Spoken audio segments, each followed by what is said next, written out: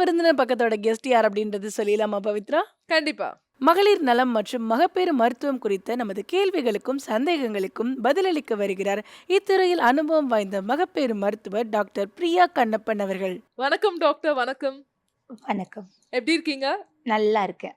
Super. Pregnancy டைம்ல UTI problem வந்து ரொம்பவே காமனா? கண்டிப்பா. அதாவது அட்லீஸ்ட் 10% 100 பேர்ல 10 பேருக்கு கண்டிப்பா இருக்கும். பட் என்னன்னா burning micturition, that is urine போகும்போது எரிச்சல், அது ரொம்பவே காமன்.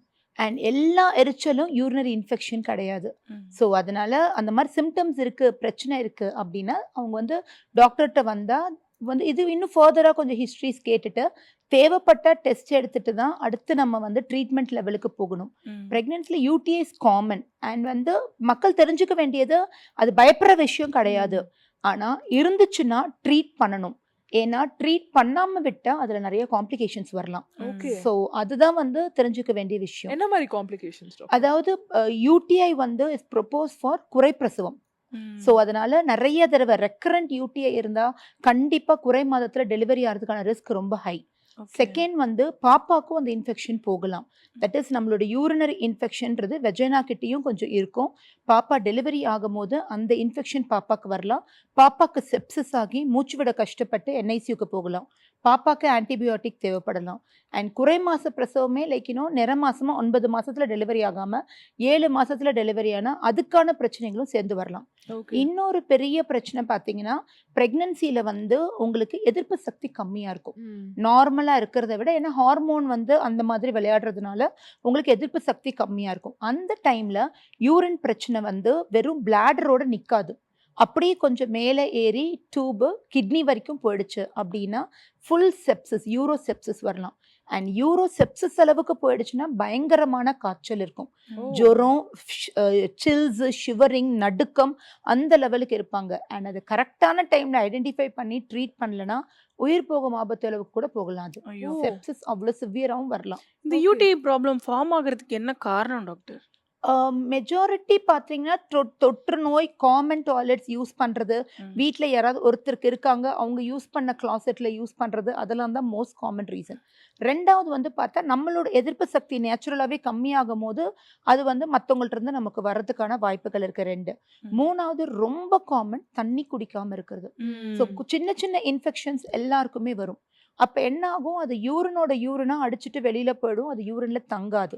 பட் என்ன பண்றாங்க மக்கள் இப்பெல்லாம் வந்து எங்களுக்கு லைக் ஏசி ரூம்ல வேலை செய்யறாங்க, தாகம் அடிக்கிறது கிடையாது, வெயில் பார்க்கறது கிடையாது. ஸோ ஒரு நாளைக்கு 1/2 லிட்டர் இல்லை 1 லிட்டர் தண்ணி கூட குடிக்கிறதே கிடையாது. ஸோ அவ்வளோ கம்மியா தண்ணி குடிக்கும் போது கண்டிப்பா வந்து உங்க இன்ஃபெக்ஷன் உங்க உடம்புக்குள்ளவே இருந்துரும். இன்னொன்னு காலையில இருந்து ராத்திரி வரைக்கும் பாத்ரூம் பக்கமே போறது இல்லை. காமன் டாய்லெட் டாக்டர், நாங்க பாத்ரூம் போனா இன்ஃபெக்ஷன் ஒட்டிக்கும், அதனால அப்படியே அடக்கி வச்சுக்கிட்டு 10 மணி நேரம் நான் என் வீட்டு பாத்ரூம்க்கு ஓடுவேன் அப்படிலாம் பெருமையா சொல்லுவாங்க. ஆக்சுவலி ஒரு 2-3 மணி நேரத்துல நம்ம உடம்புல இருக்க கெட்டதெல்லாம் வெளியில அனுப்பிடணும். அட்லீஸ்ட் இப்ப நீங்க வேலைக்கு போறீங்கன்னா ஒரு 2 தடவையாவது you should at least use the washroom. So அந்த மாதிரி இல்லாம ஃபுல்லா அடக்கி வச்சுட்டு இருந்தீங்கன்னா அந்த இன்ஃபெக்ஷனும் சேர்ந்து தான் வரும். So that is the most common. இன்னொன்னு எதிர்ப்பு சக்தி நம்ம உணவுல இல்லாம இருக்குது. நேச்சுரலா பார்த்தீங்கன்னா நம்ம உடம்புல வந்து கொஞ்சம் லைக் குட் பாக்டீரியாஸ் இருக்கு. அதை வந்து நம்ம ப்ரோபயோட்டிக்னு சொல்லுவோம். தலை முதல் கால் வரை ப்ரோபயோட்டிக் இருக்கு. ஸோ ப்ரோபயோட்டிக்னா என்னன்னா குட் பாக்டீரியா, நம்ம ஃப்ளோரான்னு சொல்லுவோம். ஸோ ஸ்கின்னோட ஹெல்த்ல இருந்து வாயோட ஹெல்த்து, டயரியா ஆகாமல் இருக்கிறது, வாந்தி வராமல் இருக்கிறது, மோஷன் போகிறதுல பிரச்சனை இல்லாமல் இருக்குது, அதே மாதிரி யூரின் பிரச்சனை இல்லாமல் இருக்குது, எல்லாத்துக்குமே இது வேணும். ஸோ இந்த பாக்டீரியா பார்த்தீங்கன்னா ஃபர்மெண்டட் ஃபுட்டில் கிடைக்கும். அதாவது இந்த லைக் நம்ம தயிர் மாதிரி ஆனதுலையும் இல்லைன்னா இந்த பழையது சாப்பிடுவாங்க இல்லையா, ஸோ அது ரெண்டுலேயுமே வந்து உங்களுக்கு இந்த ஃபர்மெண்டட் குட் பாக்டீரியா இருக்கும்.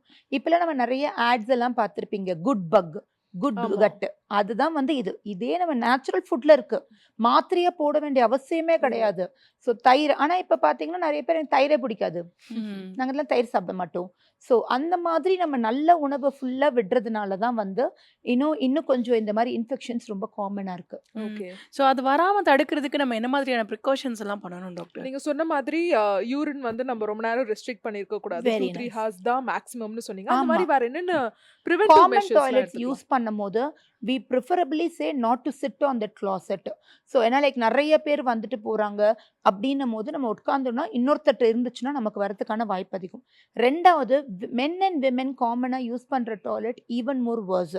ஏன்னா வந்து மென் த வே த யூஸ் த அவங்க எப்படி யூஸ் பண்ணுவாங்கன்றது டிஃப்ரெண்ட். நமக்கே தெரியும், அவங்க நின்று யூரினல் மாதிரி யூஸ் பண்ணுவாங்க. ஸோ நம்ம நார்மல் வீட்டு டாய்லெட்லேயே இஃப் யூ ஹாவ் பீப்புள் நம்ம ஆண் பெண் மாதிரி யூஸ் பண்ணுறோம் அப்படின்னா அந்த சீட்டை தூக்கி வச்சுட்டு தே ஷுட் யூஸ் தட். அந்த பேசிக்ஸ் நம்ம குழந்தையிலேருந்தே சொல்லித்தரணும். ஸோ அந்த மாதிரி காமன் டாய்லெட்டில் நம்ம உட்காராமல் இருந்தோம் அப்படின்னாலே இன்ஃபெக்ஷன் பாதி தடுக்கலாம். ரெண்டாவது, தண்ணி குடிக்கிறது. மினிமம் 3லேருந்து 4 லிட்டர் தண்ணி எல்லாருமே குடிக்கணும்.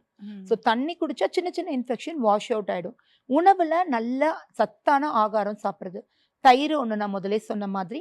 அடுத்தது வந்து இது ஃபைபர் டயட். இதெல்லாம் ப்ரீபயோட்டிக், நம்ம நல்ல இது பாக்டீரியாவுக்கு ஆன உணவுகள். ஸோ ஃபைபர்னு பார்த்தீங்கன்னா காய்கறிகள், பழங்கள் அண்ட் மில்லட்ஸ், நம்ம சிறுதானிய வகைகள். ஸோ இது எல்லாம் சாப்பிட்றது. அடுத்தது புரோட்டீன், புரத சத்து. அது உங்கள் எதிர்ப்பு சக்தி, இம்யூனிட்டியை டெவலப் பண்ணுறதுக்கு. ஸோ அதெல்லாம் சாப்பிட்டாலே இதெல்லாம் வராமல் தடுக்கலாம். அதே மாதிரி டாக்டர், இப்போ வந்து ப்ரைவேட் ஏரியா வந்துட்டு நம்ம ஹைஜீனாக வச்சுக்கிறதுக்காக வேண்டி மார்க்கெட்டில் நிறைய வந்துட்டு ப்ராடக்ட்லாம் கிடைக்குது இல்லையா, அதெல்லாம் வந்து நம்ம யூஸ் பண்ணலாமா டாக்டர்? ஆக்சுவலி தேவை கிடையாது. ப்ரைவேட் ஏரியா காலையில் குளிக்கும் போது ஒரு தடவை நம்ம வந்து நார்மல் சோப்பு வெளியில மட்டும் போட்டால் போதும், உள்ள வரைக்கும் போட வேணாம். ஏன்னா அகெயின் அந்த குட் பாக்டீரியா வெஜினாலையும் இருக்கு. ஸோ நீங்கள் வந்து அந்த குட் பாக்டீரியாவை வந்து நம்ம கொன்னுட்டோம். லைக் நிறைய சோப்பு, சில பேர் என்கிட்ட பெருமையாக சொல்லுவாங்க, நான்லாம் டெட்டாலை போட்டு கழுவுவேன், ஃபினாயில் போட்டு கழுவுன்ற மாதிரி. அது அப்படியெல்லாம் நம்ம உடம்பு வந்து கெட்டதே கிடையாது. ஸோ நம்ம நல்ல பாக்டீரியாவை கொன்னுடுவோம். அண்ட் நம்ம இதில் வந்து always there will be a balance.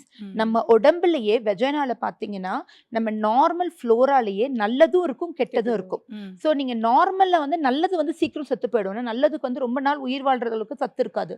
So நம்ம இந்த மாதிரி வாஷஸ் அண்ட் அதர் திங்ஸ் போடும் போது we kill the good bug. Good குறைஞ்ச உடனே நம்மளோட உடம்புல இருக்கிற நார்மலா இருக்க பேட் பக் அதிகமாயிடும் நம்பர். அதுதான் பாக்டீரியல் வெஜைனோசிஸ், அதாவது வெள்ளைப்படுதலுக்கான காமன் காரணம். இந்த ஈகோசிஸ்டம், இந்த குட் அண்ட் பேடுக்கு இருக்க பேலன்ஸ் மாறி போய் பேட் அதிகமாக வர்றது தான் மோஸ்ட் காமன் காசு. ஸோ நம்ம எதுவுமே பண்ணாம சத்தான உணவு சாப்பிட்டா மட்டுமே போதும். மார்க்கெட் ப்ராடக்ட்ஸ் அவங்க வந்து லைக் மார்க்கெட் பண்றது என்னன்னா வெஜினா வந்து உங்களுக்கு அசிடிக்கா வச்சுக்கணும். ஸோ நாங்க கொடுக்குற இன்டி வாஷஸ் எல்லாமே உங்களுக்கு அசிடிக் பிஹெச் மெயின்டைன் பண்ணும், அதனால யூஸ் பண்ணுங்கன்றாங்க. தேவையே கிடையாது. நீங்க இந்த குட் பாக்டீரியா உள்ள இருந்தாலே அதுவே அசிடிட்டியை மெயின்டைன் பண்ணும். நம்ம தனியா போய் வேற எதுவும் ஆசிட்லாம் அங்கே போட வேண்டிய அவசியமே இல்லை. ஸோ தேவை கிடையாது எதுவுமே. ஓகே டாக்டர், அதே மாதிரி இப்போ நீங்கள் பேசும்போது கூட சொன்னீங்க அந்த வெள்ளைப்படுதல் பற்றி. வெள்ளைப்படுதல் அப்படின்றது வந்துட்டு எப்போ எந்த ஸ்டேஜில் வரும்பொழுது நம்ம டாக்டர் கன்சல்ட் பண்ணுறது ரொம்ப கரெக்டாக இருக்கும்? யூஸ்வலாக பார்த்தீங்கன்னா சிலது வந்து ஃபிசியோலாஜிக்கல்னு சொல்லுவோம், அதாவது நேச்சுரலாகவே பெண்களுக்கு சில டைம் வெள்ளைப்படும். எப்பெல்லாம் பார்த்தீங்கன்னா பீரியட்ஸ் வரத்துக்கு முன்னாடி, மாதவிடாய்க்கு முன்னாடி. அடுத்தது மாதவிடாய் முடிச்சு 1-2 நாளைக்கு, அதாவது தீட்டு நின்றுடும், அதுக்கப்புறம் 1-2 அந்த துணியில லைட்டாக ஸ்டெயின் ஆகும். ஸோ அது மாதிரி. அதே மாதிரி பீரியட்ஸ் ஆன 2 வாரம் கழிச்சு, 14 நாள் கழிச்சு நம்மளோட எக் ரிலீஸ் ஆகுற அப்போ வந்து நம்ம ஓவலேஷன் கேஸ்கேடும்போம். கேஸ்கேட்னா அப்படி அருவி மாதிரி. ஸோ அந்த நேரத்தில் நிறைய கொட்டும். ஸோ அதுவே நார்மல் தான். அந்த 14வது நாள் நமக்கு எக் ரிலீஸ் ஆகும் போது உங்களுக்கு ஒரு அளவுக்கு மிஞ்சி கொஞ்சம் துணியில ஒரு ஒரு ஒரு ஒரு உங்களோட பேண்டி லைனர் நனைகிற அளவுக்கு பட்டுது அப்படின்னா அதெல்லாம் நார்மல். நார்மல் டிஸ்சார்ஜ் எப்படி இருக்குன்னா நம்ம சளி மாதிரி இருக்கும், பிசு பிசுன்னு மியூக்கஸ் டிஸ்சார்ஜ் மாதிரி இருக்கும். பேட் ஸ்மெல் வராது, அரிக்காது. ஸோ இதெல்லாம் இருந்துச்சு அப்படின்னா அது நார்மல் டிஸ்சார்ஜ். இதுக்கு நீங்க டாக்டர் அணுகவே வேண்டாம். இது வந்து எல்லா பெண்களுக்கும் இருக்கிறது, காமன். ஆனா அதுவே வந்து எனக்கு எப்ப பார்த்தாலும் துணி நனையும், அப்படி பேண்டீஸ் நினைச்சு பேண்ட் வரைக்கும் படுதுன்னா அது அப்நார்மல். அவ்வளோ படாது. நார்மல் டிஸ்சார்ஜ்னா கூட கொஞ்சம் தான் படும். ஸோ அது அளவை பொறுத்தும் இருக்கு. ஸோ மற்றது இதெல்லாம் தவிர எதெல்லாம் அப்நார்மல்னு பார்த்தீங்கன்னா நிறைய அரிப்பு ஏற்படுறது, அண்ட் ரொம்ப திக்கா தயிர் மாதிரி, கடைஞ்ச தயிர் மாதிரி வெளியில வருது, அண்ட் பேட் ஸ்மெல், பக்கத்திலே வர முடியலன்றதுனாலயோ இல்லை ட்ரெஸ்ஸில் நம்ம துவைக்கும் போது பயங்கர ஸ்மெல் வருது அப்படின்னா அதெல்லாம் கண்டிப்பாக அப்நார்மல். அப்நார்மல் டிஸ்சார்ஜ்க்கு டாக்டர் பார்க்கணும். Usually young girls, that is ஒரு 30-35 வயதுக்கு உட்பட்டவர்களுக்கு வந்துச்சு அப்படின்னா மோஸ்ட் காமன் இன்ஃபெக்ஷன் தான். குழந்தைகள் அளவுக்கு, அதாவது பூப்படையும் வயதுக்கு முன்னாடி வருதுன்னு வச்சுக்கோங்க, ஒரு 10-12 வயசு பிள்ளைக்கு வருதுன்னா மோஸ்ட் காமன் பார்த்தீங்கன்னா ஹைஜீன் இஷ்யூஸ். குழந்தை சரியா அந்த இடத்த வாஷ் பண்ணாம இருக்கிறது, மோஷன் போகும்போது மோஷன் அந்த இடத்துல படுறது, அதெல்லாம் தான் வந்து குழந்தைக்கான ரீசன். இன்னொன்று ஃபாரின் பாடி. சில டைம் குழந்தைங்க வந்து எக்ஸ்ப்ளோரேஷனில் ரொம்ப ரொம்ப ஸ்ட்ராங் பீப்புள். புதுசாக ஏதாவது கண்டுபிடிக்கணும்னு. ஸோ சில டைம் தெரியாமல் பொம்மை கிம்மெல்லாம் அந்த இடத்துல சொருகிடுவாங்க. தெரியாமல் அவங்களுக்கு தெரியாது. அது மாதிரி லைக் தப்பான பர்வர்ட்டிவாக யோசிக்க மாட்டாங்க.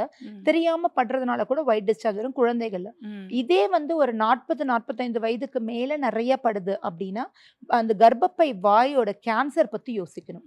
ஸோ அப்போ என்ன பண்ணுவாங்கன்னா அந்த கர்ப்பப்பை வாய் எப்படி இருக்கு, புண்ணா இருக்கா, நார்மலா இருக்கான்னு டெஸ்ட் பண்ணி பார்ப்போம். அதே 60 வயசுனா கட்டாயம் கேன்சருக்கான சான்சஸ் ரொம்ப அதிகம். ஸோ வயது ஆக ஆக வெள்ளைப்படுதல்னா கேன்சர் இருக்கா இல்லையான்னு பார்த்துக்கிறது முக்கியம். அதே மாதிரி இன்னொரு ஒரு இன்ஃபெக்ஷன் இப்போ காமனா இருக்கு doctor, yeast infection. Yeast infection எதனால வருது? ஈஸ்ட் அப்படின்னா கேண்டிடியாசிஸ், அதாவது ஒரு ஃபங்கஸ். ஈஸ்டும் ஃபங்கஸும் ஒண்ணுதான், இதே தான். ஈஸ்டும் வந்து பாத்தீங்கன்னா ரொம்ப ரொம்ப கொஞ்சோண்டு அமௌண்ட்ல நம்ம உடம்புல இருக்கும். அண்ட் எப்போ அது அதிகமாக வரும் அப்படின்னு பார்த்தா நம்மளோட எதிர்ப்பு சக்தி குறைஞ்சிருச்சுன்னா fungal infections are very common. So either நீங்கள் ரொம்ப ஸ்ட்ரெஸ்ட் அவுட்டாக இருக்கீங்க, ஒழுங்காக சத்தா சாப்பிடல, ரொம்ப ஸ்ட்ரெஸ்ஸாக இருந்துச்சுன்னா கூட ஃபங்கல் இன்ஃபெக்ஷன். மோஸ்ட் காமன் பார்த்தீங்கன்னா சுகர், டயபெட்டிஸ் வந்துருச்சு அப்படின்னாலே வந்து எதிர்ப்பு சக்தி குறைஞ்சிரும். அப்போ fungal infections are very common. And திரும்பி திரும்பி வருது அப்படின்னா கட்டாயம் சுகர் லெவல் பார்க்க வேண்டியிருக்கும். டாக்டர், அதே மாதிரி நீங்க பேசிட்டு இருக்கும்போது முன்னாடி சொல்லியிருந்தீங்க இந்த மாதிரி கர்ப்பவாய் புற்றுநோய் வந்துட்டு 60 வயசுக்கு மேல இருக்கவங்க கண்டிப்பா செக் பண்ணணும் அப்படின்னு சொல்லிட்டு, எந்த ஏஜ் குரூப்ல இருக்கிறவங்களுக்கு காமனா வந்துட்டு இந்த கர்ப்பவாய் புற்றுநோய் வரதுக்கு அதிக வாய்ப்பு ஆக்சுவலா இருக்கு? 35 வயசுல இருந்தே வரலாங்க. ம். 60ல ரொம்ப ரொம்ப ரேர் ஆக்சுவலா. ஸோ இப்போ கவர்மெண்டோட ரெக்கமெண்டேஷன் பார்த்தீங்கன்னா 25 வயது ஆனதுல இருந்து செக்ஷுவலி ஆக்டிவான விமன் டெஸ்ட் பண்ணிக்கணும். அண்ட் வந்து 2 வகையான டெஸ்ட் இருக்கு. ஒரு டெஸ்ட் 3 வருஷத்துக்கு ஒரு முறை பண்ணணும், இல்லைன்னா இன்னொன்று வந்து 5 வருஷத்துக்கு ஒரு முறை பண்ற டெஸ்ட் இருக்கு. அட்லீஸ்ட் WHO கைட்லைன்ஸ் படி என்ன சொல்றாங்கன்னா 35 வயதுல ஒரு தடவையாவது நம்ம கர்ப்பப்பை வாய் நல்லா இருக்கா அப்படின்னு டெஸ்ட் பண்ணணும். இது வந்து கவர்மெண்ட் ஹாஸ்பிட்டல், பிரைவேட் ரெண்டுலையுமே அவைலபிள் இந்த டெஸ்ட். ஈவன் சின்ன சின்ன குட்டி PHCs, சின்ன ஹாஸ்பிட்டல், அதுலேயுமே இந்த டெஸ்ட் அவைலபிள். அதுல வந்து அந்த சிஸ்டர்ஸ், நர்சஸ் இருக்காங்க இல்லையா, அந்த ANMs, அவங்க வந்து இந்த மாதிரி டெஸ்ட் வந்து அண்ட் இப்போ வந்து மக்களை தேடி மருத்துவம் சொல்லிட்டு வீடு வரைக்கும் கொண்டு போய் இந்த டெஸ்ட் பண்ண ட்ரை பண்றாங்க. ஏன்னா இப்போ வந்து இது எப்படின்னு பார்த்தீங்கன்னா cervical cancer is very common and ரொம்ப ப்ரிவென்டபிள் கேன்சர். நீங்கள் சீக்கிரம் கண்டுபிடிச்சா அது வந்து ஆப்ரேட் பண்ணிட்டோம் அப்படின்னா அந்த கேன்சர் பரவாது, கேன்சர் ரிலேட்டட் டெத் வராது. ஸோ அந்த மாதிரி ஒரு கேன்சருக்கு இது டெஸ்ட் மட்டும் தான் பண்ணணும் மக்கள். ஸோ அதில் வந்து government is doing a lot of இது அதுக்கான முயற்சிகள் நிறைய பண்ணிட்டு இருக்காங்க. ஸோ அதனால கொஞ்ச நாள்ல actually everybody wants to eliminate cervical cancer. கர்ப்பவாய் புற்றுமடியை கொஞ்ச நாள்லே எலிமினேட் பண்ணணும் அப்படின்னு வச்சிருக்கோம். ஓகே. அதே மாதிரி மெனோபாஸ் டைம்ல வந்து வெயிட் ஏறுறது வந்து காமனா டாக்டர்? ரொம்பவே காமன் ஆக்சுவலா. அதாவது ஹார்மோன் கொஞ்சம் குறையுங்க மெனபாஸ்ல. மெனபாஸ்னா என்னன்னா உங்களோட கருமுட்டைகள், ஓவரி வந்து வேலை செய்யறத கொஞ்சம் குறைச்சிரும். அதுல இருந்து வர ஹார்மோன்ஸ் கொஞ்சம் குறையும். அப்ப என்ன ஆகும்னா எலும்பு தேய்மானங்கள் வரும். அது போக வந்து ஹார்ட்லயும் கொஞ்சம் கொஞ்சம் ஹார்ட் வீக் ஆக ஆரம்பிக்கும். அண்ட் இப்போ வந்து ஆஸ்டியோபோரோசிஸ் அப்படின்னு சொல்லுவோம். எலும்புகள் தேய்மானம் ஆகிறதுனால எலும்பு வீக் ஆயிடும். மெனபாஸ் இருக்கிறவங்க கை கால் உடைச்சிக்கிறதுக்கான வாய்ப்புகள் ரொம்ப ஜாஸ்தி. ஸோ அதுக்கு ட்ரீட்மெண்ட் மெயினாக நீங்கள் வந்து நேச்சுரல் ட்ரீட்மெண்ட் என்ன பண்ணலாம் அப்படின்னு பார்த்தோம்னா எலும்பை ஸ்ட்ராங் ஆக்க எக்ஸசைஸ் பண்ணணும். அண்ட் எல்லாருக்கும் முட்டி வலி, கை கால் வலி, நடக்க முடியல, கால் வலின்னு சொல்லிட்டு மக்கள் நடக்கிறதையும் நிறுத்திடுறாங்க. ஸோ நம்ம எக்ஸசைஸ் பண்ணாமல் இருக்கிறது அண்ட் அந்த டைமில் நம்மளோட மெட்டபாலிசமும் குறைஞ்சிரும். அப்படின்னா என்னென்னா நம்மள்ட்ட பேஸ் எல்லாம் நம்ம உடம்பு எவ்வளோ தூரம் நம்மளோட உணவை ஜீரணிக்கும் அப்படின்றது தான் பேசல் மெட்டபாலிக் ரேட். அது வயசாக வயசாக குறையும். ஸோ அப்போ நம்ம அளவு சாப்பாடு குறைக்கணும். ஸோ அதே நம்ம சாப்பிட்ற எப்பயும் உள்ள சாப்பாடு சாப்பிட்டு எக்ஸசைஸ் இல்லாமல் இருக்கிறதுனால தான் நிறைய வெயிட் கெயின் வருது. அண்ட் இப்போ இன்னொன்று, முதல்லாம் வந்து நம்ம ஆஸ்டியோபோரோசிஸும் ஆஸ்டியோபீனியா தான் வருத்தப்படுவோம், அதாவது எலும்பு தேய்மானம். இப்போ இன்னொரு புது கண்டிஷன் கண்டுபிடிச்சிருக்காங்க. என்னன்னு பார்த்தீங்கன்னா சார்கோபீனியா. மசில்ஸே இல்லை. சில வயதானவர்களுக்கு பார்த்தீங்கன்னா வெறும் கையெல்லாம் கொலன்னு இருக்கும். அது வெறும் கொழுப்பு சத்து. மசில், தட் இஸ் நம்ம தசையே இருக்காது. ஸோ அதுக்கு பேர் தான் சார்கோபீனியா. அது பண்றதுக்கு அகெயின் எக்ஸசைஸும் புரோட்டீன் டயட்டும். ஸோ இதை கான்சென்ட்ரேட் பண்ணி மெனபாஸ் வந்தவங்க கொஞ்சம் எக்ஸசைஸ் ஆக்டிவிட்டி வச்சு உணவு பழக்கத்துல கொஞ்சம் அளவு குறைச்சிக்கிட்டாலே வெயிட்டை மெயின்டைன் பண்ண முடியும்.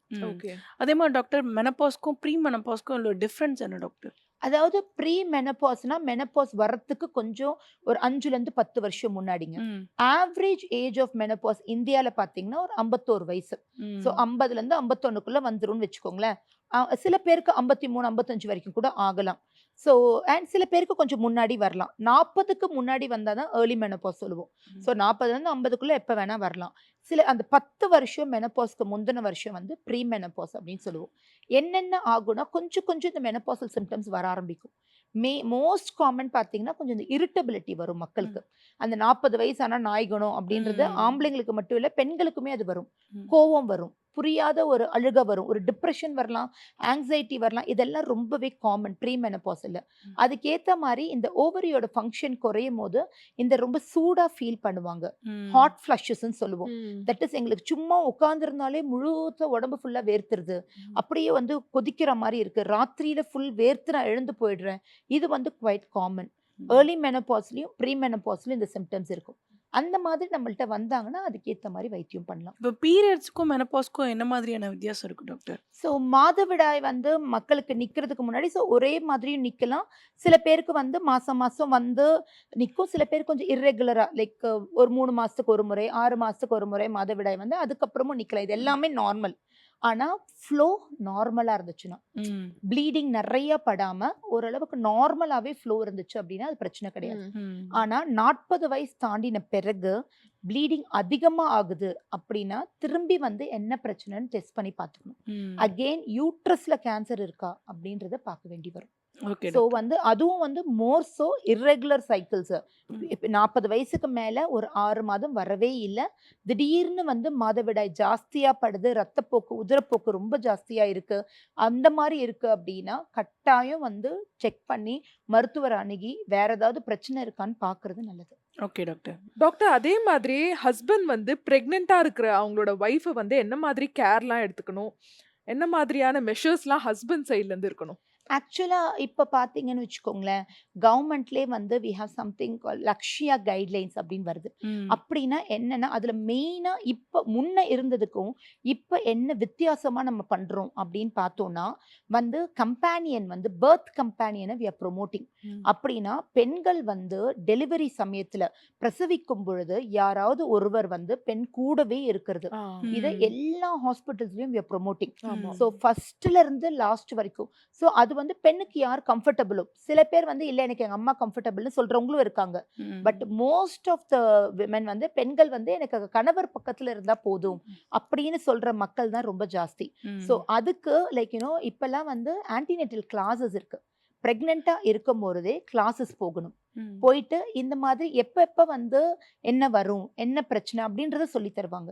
டயட் கவுன்சிலிங் இப்பெல்லாம் கப்புள் கவுன்சிலிங்கை தான் கொடுக்குறோம், கணவர் மனைவி ரெண்டுமே. ஏன்னா பெண்களை வந்து நீனே பார்த்து உனக்கு பிடிச்சதெல்லாம் சாப்பிடுமா அப்படின்னு சொன்னா யாருமே சாப்பிட மாட்டாங்க. அதனால கணவர்கிட்ட சொல்லி இதெல்லாம் சாப்பிட கொடுங்க அப்படின்றது.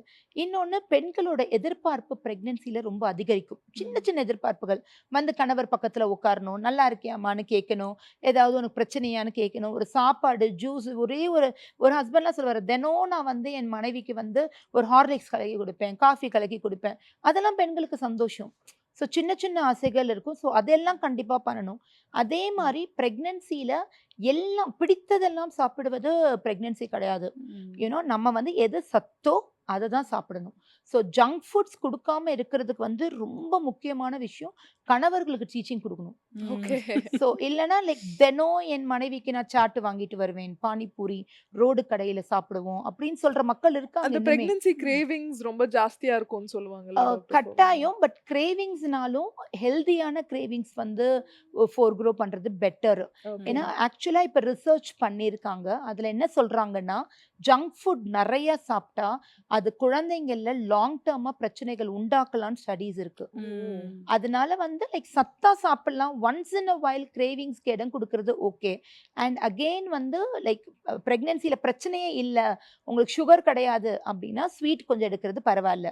பட் சுகர் இருக்குன்னு சொன்ன பேஷண்ட்டுக்கு நம்ம போய் சாக்லேட்டும் ஐஸ்கிரீமும் ஸ்வீட்டும் கொடுத்தோம்னா அது தாய்க்கும் நல்லது இல்லை, குழந்தைக்கும் நல்லது. Okay doctor. டாக்டர் இப்போ நீங்கள் வந்துட்டு சொன்னீங்க இந்த மாதிரி ஹஸ்பண்ட்ஸ் எல்லாம் வந்துட்டு டெலிவரி அப்போ உள்ள வந்து அலோவ் பண்ணுறதுக்கு நாங்கள் வந்து ஸ்டெப்ஸ் எடுத்துட்டு இருக்கோம் அப்படின்னு.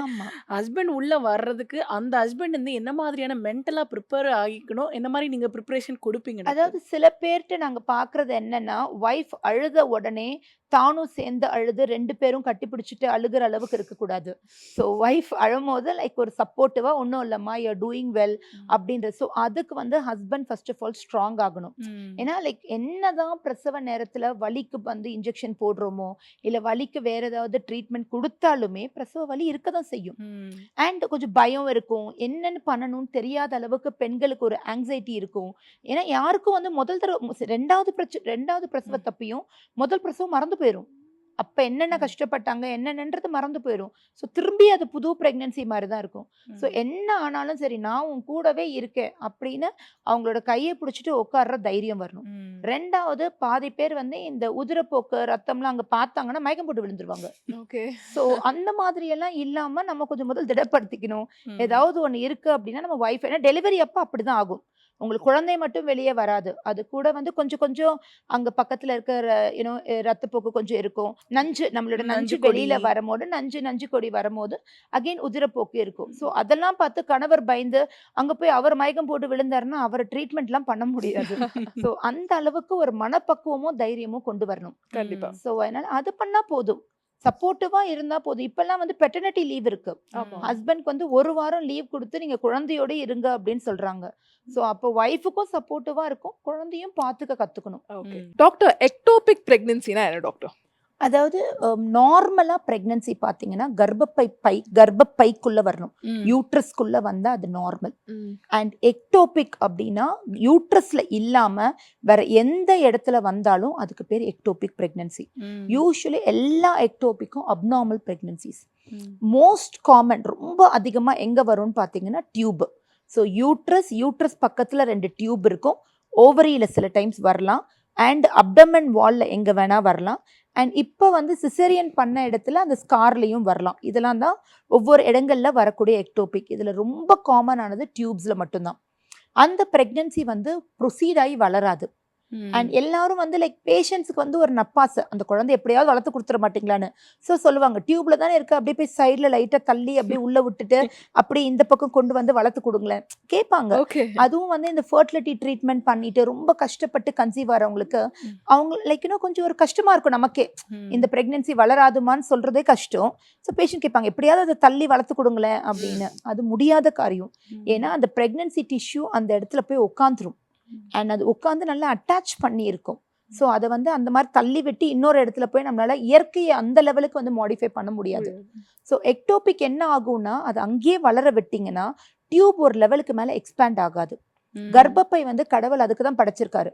நம்ம குழந்தை வந்து 3 கிலோ அது போக மற்ற தண்ணி அது இதெல்லாம் சேர்த்து 6-7 கிலோ வரைக்கும் விரிவடைகிற அளவுக்கு அதுக்கு வந்து ஒரு கெப்பாசிட்டி இருக்கு, சக்தி இருக்கு. ஆனால் வந்து டியூப் விரிவடையாது. ஸோ எந்த இடத்து ஆஃப் த டியூப்னு பார்த்து 6 முதல் 9 வாரத்தில் அந்த டியூப் வெடிச்சிரும். வெடிச்சிருச்சுன்னா ரத்தப்போக்கு அதிகமாயிடும்.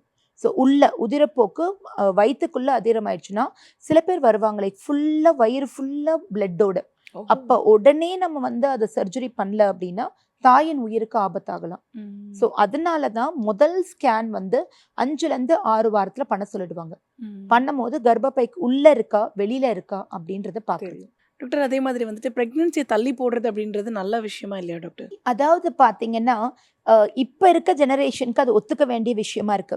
ஏன்னா முதல்ல எங்களை புரிஞ்சுக்கணும், நாங்கள் வந்து எங்களோட லைக் முதல்ல எங்களோட கம்பேட்டிபிலிட்டி பார்த்துக்கிறோம், 2 பேரால ஒன்றா இருக்க முடியுமான்னு பார்த்துட்டு அதுக்கப்புறம் எங்கள் ரிலேஷன்ஷிப்குள்ளே ஒரு குழந்தையை கொண்டு வரலாமான்றது யோசிக்கிறோம் அப்படின்றாங்க. மைண்ட் செட் பாராட்டுக்குரியது. பிகாஸ் வந்து ஒரு நல்ல 2 அந்யோன்யமான பேரண்ட்ஸ் கப்பலால தான் அந்யோன்யமான பேரண்ட்ஸாக வாங்க முடியும். ஸோ அதனால முதலே சண்டை போடுற மாதிரி இருக்கும் அப்படின்னா அதில் ஒரு குழந்தையை கொண்டு வந்து அந்த குழந்தையோட லைஃப்பையும் வந்து கேள்விக்குறியாக்க வேண்டிய அவசியம் இல்லை. அந்த வகையில் பாராட்டுக்குரியது. பட் ஆனால் என்னென்னா கெரியர் அப்படின்னு காரணம் சொல்லியே மக்கள் வந்து லேட்டாக கல்யாணம் பண்ணுறாங்க. நம்மளோடதுல ஃபர்டிலிட்டி வயசு ஆக ஆக நம்மளோட கருமுட்டையின் அமௌண்ட் குறையும். ஸோ ஒரு 30-35 வயது தாண்டிட்டாலே இந்தியன் விமென்க்கு வந்து 35க்கு அப்புறமே ஃபர்டிலிட்டி ரொம்பவே குறைஞ்சிரும். ஸோ அதனால ரொம்ப தள்ளி போடாமல், அண்ட் இன்னொன்று பார்த்தீங்கன்னா கல்யாணம் ஆன முதல் வருஷத்தில் தானாக கன்சீவ் ஆகிற ரேஞ்ச் பார்த்தீங்கன்னா 80லேருந்து 90% கன்சீவ் ஆகிடுவாங்க எந்த ஒரு உதவியுமே இல்லாமல். அண்ட் முதல் 3 மாதம் பார்த்தீங்கன்னா அதுதான் முதல் டைமாக டெய்லி வந்து லைக் கணவருடைய சேர்ந்து இருக்கும் போதும் அண்ட் ஸ்பெர்ம்ஸுக்கு முதல் எக்ஸ்போஷர் இருக்கும் போதும் கன்சீவ் ஆகிற chances are very high. So அந்த தடவை போஸ்ட்போன் பண்ணுறவங்களுக்கு சில டைம்ஸ் கொஞ்சம் தள்ளியே போயிடும். அதனால ரொம்ப போஸ்ட்போன் பண்ணாம பிளான் பண்றது நல்லது. ஓகே. ஒரு 1-2 இயர்ஸ் இஸ் ஆல்வேஸ் ஓகே. அதுக்கும் மேல ரொம்ப தள்ளி போடாம, சில பேர்லாம் சொல்லுவாங்க ஒரு 5 வருஷம் 10 வருஷம் பண்ணிட்டு அதுக்கப்புறம் பார்க்கலாம் அப்படின்னு. அந்த அளவுக்கு போனா அந்த பேஷண்ட் அதுக்கப்புறம் லைக் ரிக்ரெட் பண்ணுவாங்க, பண்ணிருக்க வேண்டாமோ, தேவையில்லாம பண்ணிட்டோம் ஓ. அப்படின்ற மாதிரி. ஸோ அதே மாதிரி செக்ஸ் ஆஃப்டர் ப்ரெக்னன்சி, இப்போ நார்மல் டெலிவரிக்கும் சிசேரியனுக்கும் செக்ஸ் ஆஃப்டர் ப்ரெக்னன்சி எவ்வளோ ஒரு டியூரேஷனில் வந்து நீங்கள் அட்வைஸ் பண்ணுவீங்க? நார்மல் டெலிவரி அப்படின்னா தையல் போட்டிருக்கா போடலையான்றதை பொறுத்து இருக்கு. ஸோ மோஸ்ட்லி பார்த்தீங்கன்னா 1.5 2 மாசத்துலேருந்தே சேர்ந்துருக்கலாம். அது வந்து நல்லா ஆறிடுச்சு. சில பேருக்கு வந்து ஆறி இருக்காது, கொஞ்சம் கேப் இருக்கலாம், சில பேருக்கு சீல் கோத்துருக்கலாம், இன்ஃபெக்ஷன் இருக்கலாம். அந்த மாதிரி இருக்கும் போது கொஞ்சம் தள்ளி போடுறது நல்லது. இன்னொன்று, விமென் வந்து ரெடி ஆயிட்டாங்களா, is the lady ready for sexual இன்டர்கோர்ஸான்றதை பார்த்துக்கிட்டு அதுக்கப்புறம் தொடங்குவது நல்லது.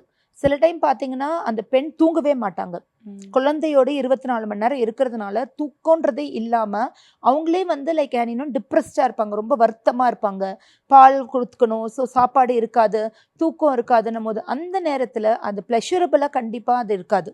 So women when she is ready for it கண்டிப்பாக பண்ணலாம். சிசேரியனுக்கு அட்லீஸ்ட் இதே மாதிரி ஒரு 2-3 மாதம் அது சொல்லுவோம். ஸோ தட் அந்த முழுசாக அந்த ஆறுறதுக்கு 3 மாதம் ஆகும். ஸோ 3 மாதத்துக்கு அப்புறம் கண்டிப்பாக பண்ணலாம். அண்ட் அப்பயும் இந்த women is ready, you can definitely. Doctor அதே மாதிரி வந்து பிரெக்னன்சி டைம்ல வந்துட்டு சுகர் வரது அப்படின்றது நார்மலான ஒரு விஷயமா டாக்டர்? நார்மல்னு சொல்ல மாட்டோம், ஆனால் வந்து இந்தியன்ஸில் ரொம்ப காமன். ஆக்சுவலி பார்த்தீங்கன்னா all over the world pregnant விமனில் சுகர் டெஸ்ட்டு ஏஷியன்ஸ்க்கு மட்டும்தான் பண்ணுவாங்க. They don't do it for the other Europeans, Americans, அவங்களுக்குலாம் ரொட்டீன் கிடையாது. இப்போ நம்ம வந்து நீங்கள் வந்து லண்டன்லேயோ யூகேல இருக்கீங்க அப்படின்னா ஏஷியன்ஸ்க்கு மட்டும்தான் டெஸ்ட் பண்ணுவாங்க. பிகாஸ் நம்மளோட எத்னிசிட்டி, நம்ம பிறந்த போதே நம்ம ஜீன்ஸில் சுகர்ஸ் வரத்துக்கான டெண்டன்சி இஸ் தேர். அதனால தான் இப்போ பார்த்தீங்கன்னா India is a very biggest global centre for diabetes. ஓகேவா? அதனால சுகர் ரொம்ப அதிகமாகுது. பாதி காரணம் லைஃப் ஸ்டைல். நம்ம வந்து ஸ்மால் மேட் பீப்புள், ஏஷியன்ஸ் வந்து சின்ன சைஸாக, ஹைட்டும் கம்மி சைஸும் கம்மி அப்படி தான் இருந்தோம். அண்ட் அது வந்து இப்போ இல்லாமல் நம்ம வந்து we are choosing the western diet. அவங்க அளவுக்கு சீஸோ இல்லை அவங்க அளவுக்கு அதர் ஜங்க் ஃபுட் வந்து நமக்கு வந்து நம்மளோட டயட்டில் இருந்ததில்லை. அதனால இப்போ diabetes is very very common. So again depending on the population, நீங்கள் வந்து நிறைய இந்த உழைக்கிற கிளாஸ் ஆஃப் பீப்புளில் பார்த்தீங்கன்னா ஒரு 20-25% வரைக்கும் சுகர் இருக்கிறது. கொஞ்சம் இந்த உட்கார்ந்து பண்ணுற டெஸ்க் ஜாப் பீப்புளில் பார்த்தீங்கன்னா 50-80% வரைக்கும் சுகர் இருக்கு பிரெக்னன்சியில். It's very common nowadays. அதனால தான் எல்லாருக்கும் செக் பண்ணுறோம். ஐடியலாக எப்போ செக் பண்ணோம்னா ஃபர்ஸ்ட் விசிட்லேயே செக் பண்ணிடுவாங்க சுகர் இருக்கா இல்லையான்னு. இருந்ததுன்னா அதுக்கான ஃபர்ஸ்ட் டயட் கவுன்சிலிங் ஆரம்பிப்போம். போயிட்டு லைக் பிரெக்னன்சியில் எப்படி வந்து கார்ப்ஸ் கம்மியாக சாப்பிடணும். கார்ப்ஸ்னா நம்மளோட மாவுச்சத்துக்கான உணவுகள். ஸோ இன்க்ளூடிங் உங்களோட அரிசியிலேருந்து இட்லி, இடியாப்பம், அதுக்கப்புறம் மற்ற எல்லாமே சப்பாத்தி கூட கார்ப்ஸ் தான். ஸோ அதனால அது எல்லாமே கொஞ்சம் அமௌண்ட் குறைச்சிட்டு மீதி கொஞ்சம் ப்ரோட்டீன் அதிகமாக எடுத்துக்க சொல்லி அட்வைஸ் கொடுப்போம்.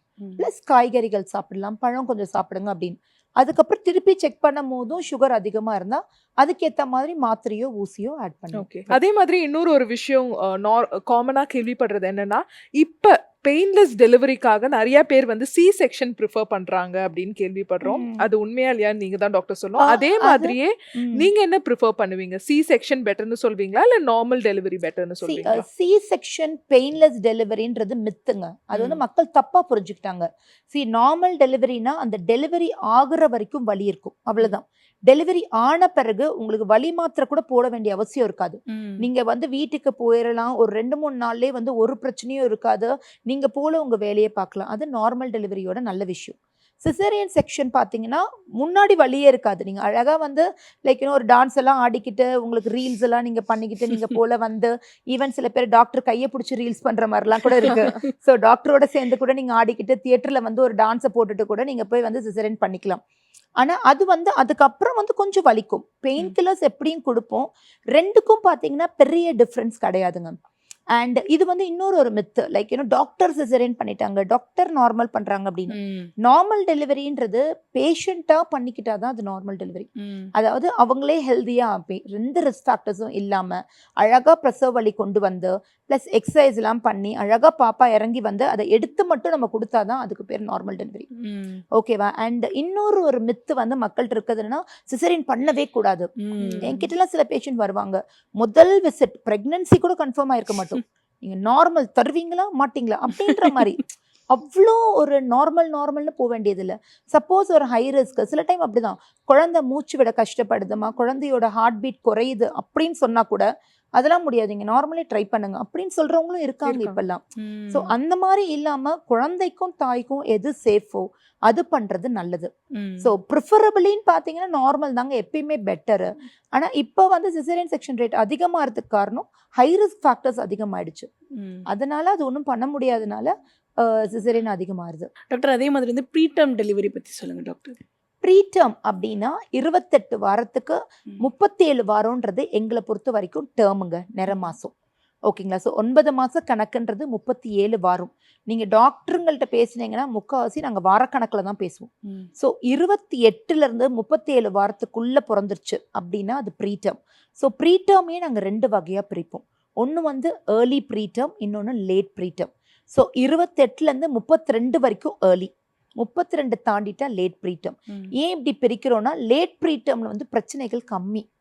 ஓகேங்களா? லைக் இந்த மாதிரி இந்த மூளை வளர்ச்சி கம்மியாக போகிறதோ, இல்லை குழந்தைக்கு வந்து நுரையீரல் வளர்ச்சி இல்லாமல் இருக்கிறதோ, ரொம்ப நாள் வந்து என்ஐசியூவில் போகிறதோ, இல்லை பிரெயின் ப்ளீட்ஸு, இதெல்லாம் வந்து லேட்டில் கொஞ்சம் கம்மி, ஏர்லியில் ரொம்ப ஜாஸ்தி. இதெல்லாம் காமன் காம்ப்ளிகேஷன்ஸ் ஆஃப் ப்ரீடம். ஏன் குறை மாதம் வருது அப்படின்னா கொஞ்சம் தாங்க ரிஸ்க் ஃபேக்டர்ஸ் இருக்கும். ஒன்று இந்த மாதிரி இன்ஃபெக்ஷன்ஸ், யூரினரி இன்ஃபெக்ஷனாலும் சரி, இல்லை மற்ற இன்ஃபெக்ஷன்ஸ் லைக் ஒரு அப்பெண்டிக்ஸ் வந்ததுனாலோ, இல்லை உங்களுக்கு அடிக்கடி டயரி ஆகுது, அந்த மாதிரி இன்ஃபெக்ஷன்ஸ் தான் most common cause for preterm. Vaginal infections எல்லாமே குறை மாத பிரசவம். முடிஞ்ச வரைக்கும் குறை பிரசவம் ஆகக்கூடாதுன்னு தான் எல்லா டாக்டருமே பார்ப்பாங்க. பட் ஆனால் சில டைம் நம்மளை மீறி ஆகும் போது இப்போ ஃபெசிலிட்டிஸ் ஆர் அவைலபிள். 28 வாரம் தாண்டின குழந்தை 90% உயிரோட பொழைச்சிக்கும். பட் அதுக்கு வந்து மற்ற லாங் டேர்ம் ரிஸ்க் இருக்குமா இல்லையான்றது அது வளர தான் தெரியும். சம் டெவலப்மெண்டல் ப்ராப்ளம் இருக்குமா, நடக்குமா, பேசுமா, லைக் பேச்சில் கஷ்டப்படுமா, ஸ்கூலிங்கில் வந்து ஏதாவது ப்ராப்ளம் இருக்குமா, லைக் பேச்சு ஒழுங்காக வராமல் இருக்கலாம், சில குழந்தைக்கு எழுதுறது ஒழுங்காக வராமல் இருக்கலாம். இதெல்லாம் வந்து ப்ரீடம் குழந்தைங்களில் காமன். அதனால லைக் யாருமே வேணும்னு ப்ரீடமாக டெலிவர் பண்ணி கொடுக்க மாட்டாங்க. சில டைம்ஸ் ஆப்ஷனே இருக்காது. ஸோ நமக்கு 2 ஆப்ஷன் தான் இருக்குது. ஒன்று, குழந்தைய வந்து நம்ம வளர்க்கணும்னா அது குறை மாசமாக டெலிவர் பண்ணி தான் ஆகணும். உள்ள விட்டால் குழந்தைக்கு ஏதாவது ஆபத்து வந்துடலாம், இறந்துடலான்னும் போது அப்போ குறை மாச பிரசவம் வேற வழி இல்லை. ஓகே. அதே மாதிரி நார்மல் டெலிவரி ஆகணும் அப்படின்னா என்ன மாதிரியான விஷயங்கள்லாம் அவங்க வந்து டேக் கேர் பண்ணணும்? என்னை பொறுத்த வரைக்கும் 3 விஷயங்க. முதல் வந்து குழந்தைய சுற்றி இருக்க நீர் நார்மலாக இருக்கணும். ரொம்ப அதிகமாகவும் இருக்கக்கூடாது, குழந்தைய சுற்றி கம்மியாகவும் இருக்கக்கூடாது. 2வது விஷயம் ஆவரேஜ் சைஸ் பேபி. அதாவது ஒரு 2.5 கிலோக்கு மேலேயும் 3.5 கிலோக்கு உள்ளேயும் இருக்க பாப்பா வந்து ஈஸியாக டெலிவர் ஆகும். 3.5 கிலோக்கு மேற்பட்ட பாப்பா டெலிவரி பண்ண கொஞ்சம் கஷ்டம். ஏன்னா நம்மளோட நான் சொன்ன மாதிரி Asians are little bit like smaller build. நம்மளோட இடுப்பு அளவு 3.5 கிலோக்கு மேலே ரொம்பலாம் ஈஸியாக வராது. அப்போ அந்த பாப்பாங்களுக்கு காம்ப்ளிகேஷன்ஸ் அதிகமாகும். ஸோ ஆவரேஜ் சைஸ் பேபி ஈஸியாக வந்து டெலிவர் ஆவாங்க. 3வது, நான் பிலீவ் பண்ணுறது எக்ஸசைஸ் பண்ணால் நார்மல் டெலிவரி கண்டிப்பாகவே ஆகும். ஸோ பெரிய லைக் இப்போலாம் ப்ரீநேட்டல் எக்ஸசைசஸ் நிறையா இருக்குங்க. நிறைய பேர் வந்து அங்கே போய் கற்றுக்குறாங்க. சில டைம்ஸ் அதுக்குன்னு யோகா கிளாஸஸ் போடுறாங்க. அப்படின்னு தேவையில்லை. நம்ம நார்மலாக உள்ள வீட்டு வேலைகளில் அது பண்ணாலே வந்து நமக்கு வந்து டெலிவரி ஆகிறதுக்கு போதுமானது. இந்த வந்து அடிவயிறு மசில்ஸ் வந்து டைட் ஆகணும், அவ்வளோதான் வந்து நம்ம வந்து ரெக்கமெண்ட் பண்ணுறது. ஸோ அதுக்கு வந்து உட்காந்து எந்திரிக்கிற மாதிரி வேலைகள் எல்லாமே பெட்டர். ப்ரிஃபரபிள் பார்த்தீங்கன்னா இந்தியன் டாய்லெட் யூஸ் பண்ணுறது. ஸோ கீழே உட்காந்து எந்திரிக்கிறதே வந்து பெஸ்ட்டு எக்ஸசைஸு. அந்த காலத்தில் சொல்கிற மாதிரி கோலம் போடுறது, பெரிய கோலம் புள்ளி வச்சு போட்டிங்கன்னா உடம்புல இருந்த எல்லா தசையும் ஆக்ட் பண்ணும். ஸோ அந்த காலத்தில் சொல்கிற ஒவ்வொன்று மாவாட்டுறது. ஸோ மாவாட்டுறது பார்த்தீங்கன்னா கால் அகட்டி வச்ச மாதிரி இருந்தால் தான் அந்த ஆட்டுக்கள் வந்து உங்களுக்கு உரல் பக்கத்தில் இருக்கும். அண்ட் அதை பிடிச்சி ஆட்டும் போது லைக் நல்ல மசில்ஸ் வந்து ஒர்க் ஆகும். கீழே தொட மசில்ஸும் முன்னாடியும் பின்னாடியும் போய் ஆட்டுற மாதிரி இருக்கும். ஸோ அந்த வேலையெல்லாம் நம்ம வந்து மெஷினை வச்சு ரீப்ளேஸ் பண்ணிட்டோம். அண்ட் அந்த காலத்தில் நம்ம வந்து தரம் ஒழுகுறோன்னு வச்சுக்கோங்களேன், இந்த குச்சியெல்லாம் கிடையாது. குச்சி வச்சு இப்படி இப்படி கைப்பட்டு ஆட்ட மாட்டோம். தரையில் உட்காந்து துணி வச்சு துடைப்பாங்க. ஸோ அந்த உட்காந்து துடைக்கிறது முக்கியம் இல்லை, அந்த உட்காந்த பொசிஷனில் முன்னாடியும் பின்னாடியும் நடக்கிறது முக்கியம். இப்போ அதெல்லாம் தான் நம்ம எக்ஸசைஸாக சொல்லி தரோம். டக் வாக் பண்ணுங்கன்றோம். டக் வாக் தான் அந்த காலத்தில் தரையில் துணி போட்டு துடைச்சது. எக்ஸசைஸ் பண்ணாலே பாதி வந்து பேஷண்ட் ஹெல்த்தியாக ஃபீல் பண்ணுவாங்க. ஓகே. ரொம்ப அழகா, ரொம்ப இன்ஃபர்மேட்டிவான நிறைய விஷயங்கள் எங்களோட ஷேர் பண்ணீங்க. பிரெக்னன்சி ரிலேட்டடாக இருந்த எல்லா டவுட்ஸையும் வந்து ரொம்ப அழகாக கிளியர் பண்ணீங்க. Thank you so much doctor. ரொம்ப யூஸ்ஃபுல்லான இன்டர்வியூ. தேங்க்யூ. நன்றி.